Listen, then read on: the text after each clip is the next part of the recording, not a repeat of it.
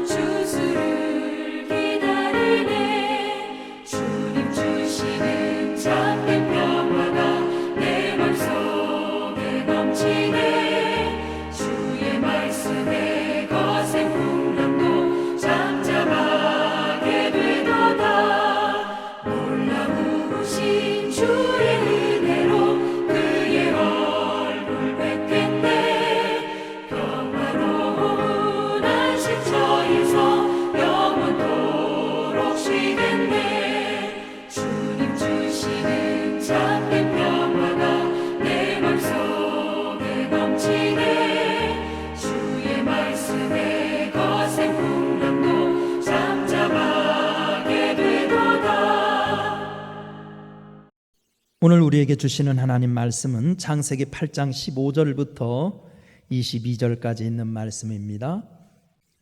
창세기 8장 15절부터 22절까지 교독하겠습니다. 여러분들도 가정에서 성경을 펴놓고 함께 교독해 주시기 바랍니다. 하나님이 노아에게 말씀하여 이르시되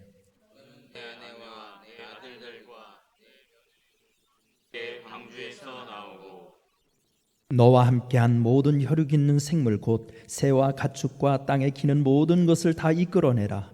이것들이 땅에서 생육하고 땅에서 번성하리라 하시매 노아가 그 아들들과 그의 아내와 그 며느리들과 함께 나고 땅 위의 동물 곧 모든 짐승과 모든 기는 것과 모든 새도 그 종류대로 방주에서 나왔더라. 노아가 여호와께 제단을 쌓고 모든 정결한 짐승과 모든 정결한 새 중에서 재물을 취하여 번제로 제단에 드렸더니 여호와께서 그 향기를 받으시고 그 중심에 이르시되 내가 다시는 사람으로 말미암아 땅을 저주하지 아니하리니 이는 사람의 마음에 계획하는 바가 어려서부터 악함이라. 내가 전에 행한 것 같이 모든 생물을 다시 멸하지 아니하리니 땅이 있을 동안에는 심음과 거둠과 추위와 더위와 여름과 겨울과 낮과 밤이 쉬지 아니하리라. 아멘. 1941년 12월 7일 7시 50분 353대의 일본 비행기는 하와이의 진주만을 기습 공격해서 불과 몇 시간 만에 미국 함대를 완전히 쑥대밭을 만들었습니다. 이 공격으로 미국의 전함 8척이 침몰하고 6개의 비행장이 완전히 파괴되었으며 무려 2,400명의 군인들이 목숨을 잃었습니다. 그런데 이 공격이 있기 50분 전인 7시 미국의 레이더에 하나 둘씩 나타나는 검은 점들을 발견했습니다. 그 점은 점점 많아져서 금방 스크린을 까맣게 채웠습니다. 2명의 레이더 병은 상급자에게 보고했습니다. 그 보고를 받은 상급자는 새떼이거나 캘리포니아에서 어떤 미국의 비행기를 있을 거라고 생각하고 도노리 걱정하지 마 라고 무시해버렸습니다. 레이더의 경고를 무시한 이 사건은 역사상 가장 비극적인 진주만 기습으로 이어졌던 것입니다. 하나님은 이 세상을 섭리하시면서 여러 모양으로 경고를 주십니다. 천재지변은 대표적인 예입니다. 그러나 안타깝게도 인간의 무지는 이런 하나님의 경고를 무시할 때가 많습니다. 그래서 주님은 마태복음 16장 30절에서 너희가 천길은 분별할 줄 알면서 시대의 표적은 분별할 수 없느냐고 탄식하셨습니다. 그런 일이 우리에게도 닥칠 수 있다는 경각심 속에 천재지변이 주는 경고는 무엇인지 오늘 보면 창세기 8장 15절부터 22절에 나오는 노아의 홍수 사건을 통해 살펴보고자 합니다. 첫째로 천재지변을 통해서 하나님이 주시는 경고는 위의 것을 찾으라는 권고입니다. 위의 것을 찾으라. 20절 말씀 함께 읽어보겠습니다. 시작. 노아가 여호와를 위하여 단을 쌓고 모든 정결한 짐승 중에서와 모든 정결한 새 중에서 취하여 번제로 달에 드렸더니 아멘. 1년이 넘는 방주 생활에서 나온 노아의 일행이 홍수가 물러난 후 제일 먼저 한 일은 제단을 쌓는 일이었습니다. 전 세계에 영향을 미칠 대홍수를 경험하면서 그는 철저히 깨달았습니다. 이 땅에 집착할 것이 없다는 것입니다. 하나님이 거두어 가시면 우리가 평생토록 땀 흘려 쌓은 것도 순식간에 날아간다는 것을 홍수를 통해서 깨달았습니다. 그래서 그는 먼저 단을 쌓고 위의 것을 찾은 것입니다. 때문에 예수님은 마태복음 6장 19절부터 20절에서 너희를 위하여 보물을 땅에 쌓아두지 말라. 거기는 좀과 동록이 해하며 도적이 구멍을 뚫고 도적질하느니라. 오직 너희를 위하여 보물을 하늘에 쌓아두라고 하셨고, 바울은 골로새서 3장 1절과 2절에서 그러므로 너희가 그리스도와 함께 다시 살리심을 받았으면 위의 것을 찾으라고 말한 것입니다. 1956년 자크 로우라는 사진작가는 케네디의 사진을 찍었습니다. 케네디의 아버지 조셉은 사진에 감명을 받아서 그를 존 F 케네디가의 전담 사진사가 되게 했습니다. 그는 평생 4만 장 이상이나 되는 케네디 사진 원판을 가지고 있었으며 그 중에 겨우 300~400장만이 세상에 공개되었을 뿐입니다. 한 장 한 장 값진 보물이었던 이 사진 원판들을 그는 안전한 곳에 보관하기로 마음먹었습니다. 자크 로우는 4만여 장의 사진 원판을 JP 모건 체이스 은행의 안전금고에 맡겼습니다. 이 은행은 세계 무역센터에 위치하고 있었는데 바로 9.11 테러로 무너진 건물이었습니다. 나중에 많은 기술자들을 동원하여 그 금고를 건져내었습니다. 그러나 그 금고 안에서 발견된 것은 불타고 남은 재뿐이었습니다. 우리도 기회 있을 때 위의 것을 사모하고 하나님의 뜻을 구하는 삶을 살기를 바랍니다. 두 번째, 하나님의 경고를 통해서 배워야 할 것은 자신의 죄악을 성찰하라는 선언입니다. 21절 말씀을 우리 함께 읽어보겠습니다. 21절 시작. 그 중심에 이르시되 내가 다시 사람으로 인하여 땅을 저주하지 아니하리니 이는 사람의 마음에 계획하는 바가 어려서부터 악함이라. 내가 전에 행한 것 같이 모든 생물을 멸하지 아니하리니 아멘. 여기에서 하나님은 홍수라는 천재지변을 내신 이유와 의미를 다시 확인시켜주고 있습니다. 바로 이 땅의 죄악을 깨닫게 하려는데 하나님의 뜻이 있었다는 것입니다. 우리는 지구촌 곳곳에서 일어나는 재난을 하나의 자연현상일 뿐이라고 여기거나 그들의 죄의 결과라고만 생각해서는 안 됩니다. 예수님은 누가복음 13장 1절부터 5절에서 망대가 무너져 치여 죽은 18명의 사람이 예루살렘에 거한 모든 사람보다 죄가 더 있는 줄 아느냐? 너희에게 이르노니 아니라 너희도 만일 회개치 아니하면 다 이와 같이 망하리라고 하셨습니다. 사실 우리는 경제적인 부여 속에서 지구촌 이웃들의 배고픔과 고통에 무심했었습니다. 불과 반세기 전만 하여도 우리도 그들과 같은 처지 아니었습니까? 우리 뉴욕에 있는 라과디아 판사라는 판사의 이야기가 있습니다. 그 라과디아 판사는 정말 유명해서 지금도 그 뉴욕에 가면 그 판사 이름을 딴 공항도 있죠. 그는 한 도둑질을 한 사람의 죄를 판결해야 했습니다. 그 사람은 배가 고파 빵을 훔친 노인이었어요. 그래서 그 노인의 이제 즉결 판결을 하면서 $10의 벌금형을 선고하면서 그러나 당신의 벌금은 내가 내겠습니다.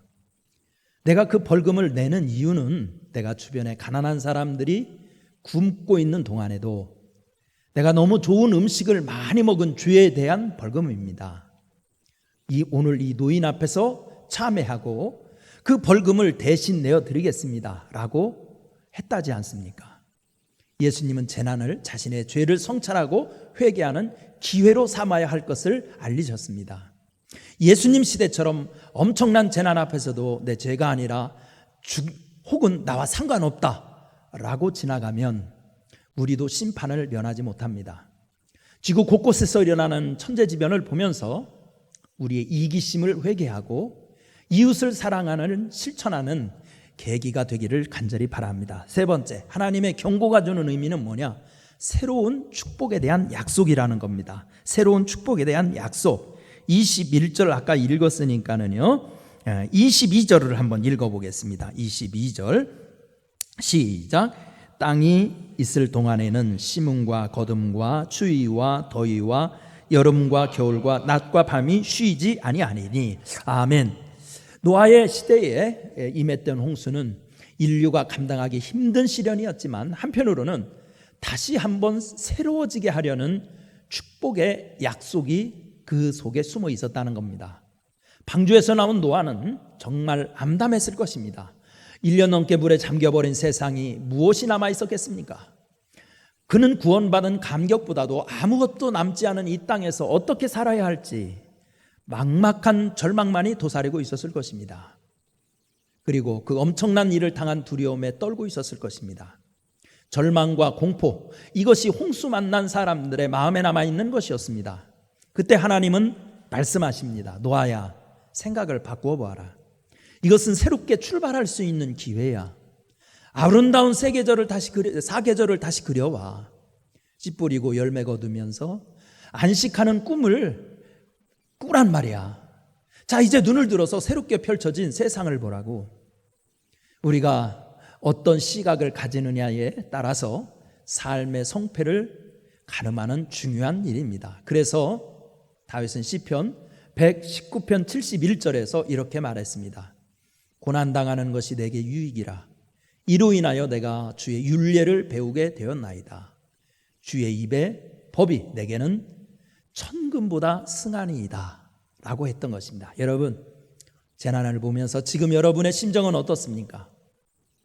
하나님께 화나셨습니까? 아니면 안도하거나 무심함 속에 있습니까? 그것은 모두 바람직하지 않은 신앙입니다. 재난이 지나간 자리에서 우리는 붙들어야 할 것은 하나님의 교훈입니다. 위의 것을 찾으십시오. 이기심에 중독된 죄를 성찰하고 하나님의 사랑을 실천하라는 음성으로 들으십시오. 그래서 마침내 하나님의 복된 일꾼들로 거듭나시기를 바랍니다. 기도하겠습니다. 은혜로우신 하나님, 우리도 코로나19 사태로 어려운 시대를 보내고 있습니다. 노아가 만난 홍수 못지않은 어려움의 시대입니다. 하나님, 어렵다고 푸념만 하지 말고 이런 천재지변을 통해서도 하나님의 교훈을 깨달을 수 있도록 도와주시옵시고 우리의 믿음이 순결해지고 더욱 뜨거워지며 하나님의 뜻을 따를 수 있는 기회가 되게 하여 주옵소서. 예수님의 이름으로 기도드리옵나이다. 아멘. 우리 다 함께 찬송가 412장 찬송 부르겠습니다. 412장.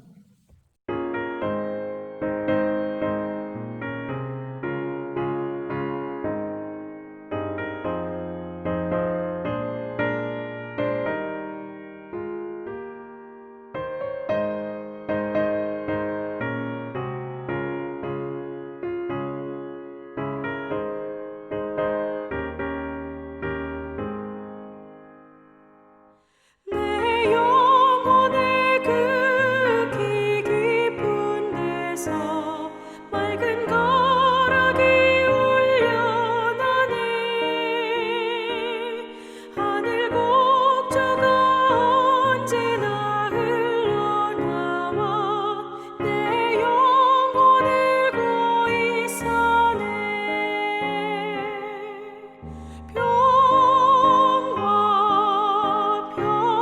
평화로다 하늘 위에서 내려오네. 그 사랑의 물결이 영원토록 내 영혼을 덮으소서. 내 맘속에 솟아난 이 평화는 깊이 묻힌 보배로다. 나의 보화를 캐내어 가져갈 자 그 아무도 없으리라.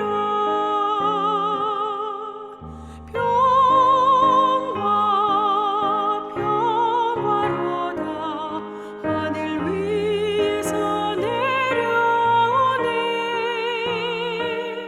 그 사랑의 물결이 영원토록 내 영혼을 덮으소서. 내 영혼의 평화가 넘쳐남은 주의 큰 복을 받음이라. 내가 주야로 주님과 함께 있어 내 영혼이 편히 쉬네. 평화로다 하늘 위에서 내려오네. 그 사랑의 물결이 영원토록 내 영혼을 덮으소서. 이 땅 위에 험한 길 가는 동안 참된 평화가 어디 있나. 우리 모두 다 예수를 친구 삼아 참 평화를 누리겠네.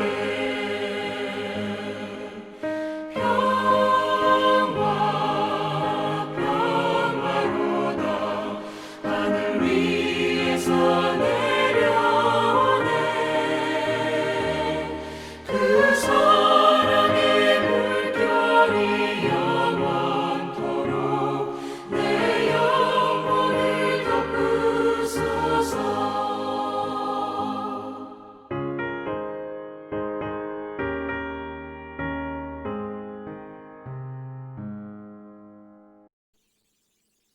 주기도문함으로 새벽 예배 마치겠습니다. 하늘에 계신 우리 아버지여, 이름이 거룩히 여김을 받으시오며 나라가 임하시오며 뜻이 하늘에서 이루어진 것 같이 땅에서도 이루어지이다. 오늘 우리에게 일용할 양식을 주시옵고 우리가 우리에게 죄 지은 자를 사하여 준 것 같이 우리 죄를 사하여 주시옵고 우리를 시험에 들게 하지 마시옵고 다만 악에서 구하시옵소서. 나라와 권세와 영광이 아버지께 영원히 있사옵나이다. 아멘.